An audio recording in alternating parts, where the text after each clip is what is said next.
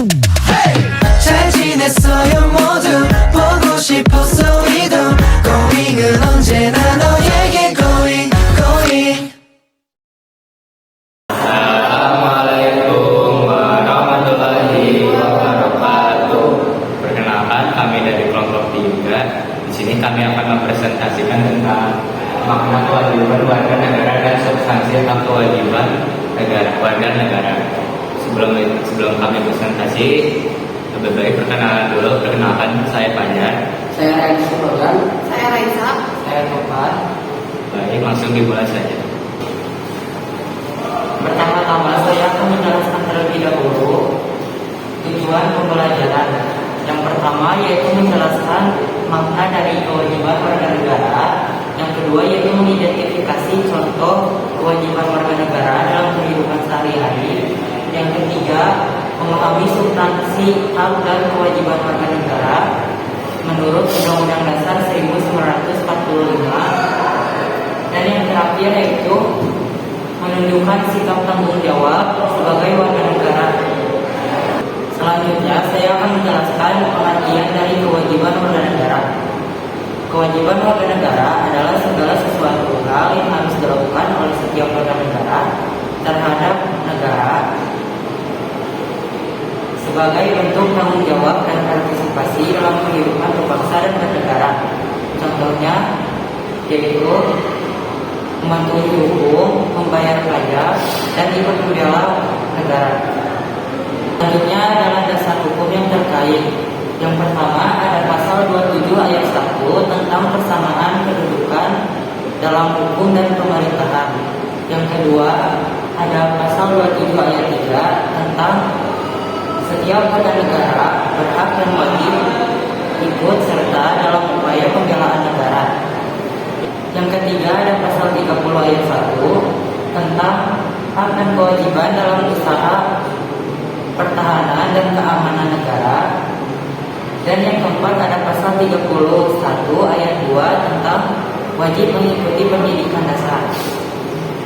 Lalu di sini ada contoh kewajiban. Yang pertama ada menjaga persatuan dan kesatuan bangsa.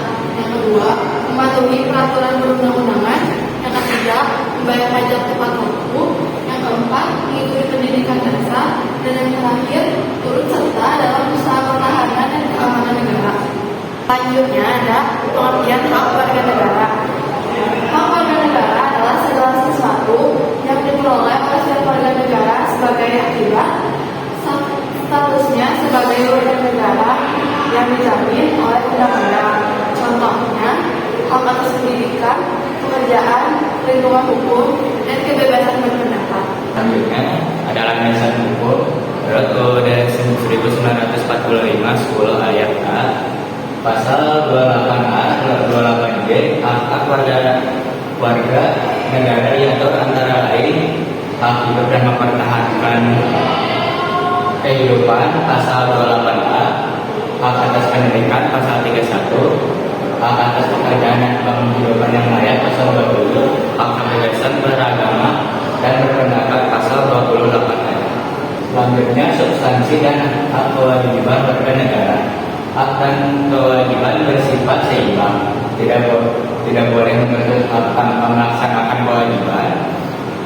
Jadi, pelaksanaan hak dan kewajiban harus berdasarkan nilai-nilai Pancasila dan Undang-Undang Dasar 1945. Contoh, hak mendapatkan pendidikan, kewajiban untuk mengikuti pendidikan dasar, hak atas keamanan, kewajiban untuk ikut menjaga ketertiban. Jika dalam menjalankan hak dan kewajiban, yang pertama yaitu disiplin dan taat aturan, dua bertanggung jawab, tiga menghargai hak orang lain, empat mengutamakan kepentingan bersama, lima aktif dalam kegiatan sosial dan kenegaraan. Selanjutnya ada manfaat dalam melaksanakan hak dan kewajiban. Manfaat bagi masyarakat dan negara. 1. Menciptakan ketertiban dan kerukunan. 2. Mencapai tujuan nasional. 3. Mewujudkan keadilan sosial. 4. Meningkatkan kesejahteraan. 5. Meningkatkan partisipasi publik.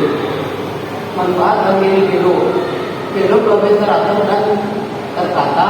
2. Menumbuhkan kedisiplinan dan tanggung jawab.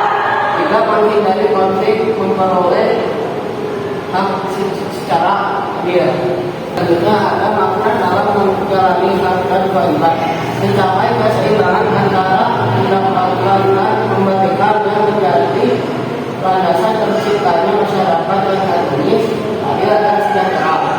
Pelaksanaan kewajiban yang bertanggung jawab akan melindungi hak individu. Sementara untuk hak tanpa menjalani kewajiban akan menimbulkan ketidakseimbangan dan konflik.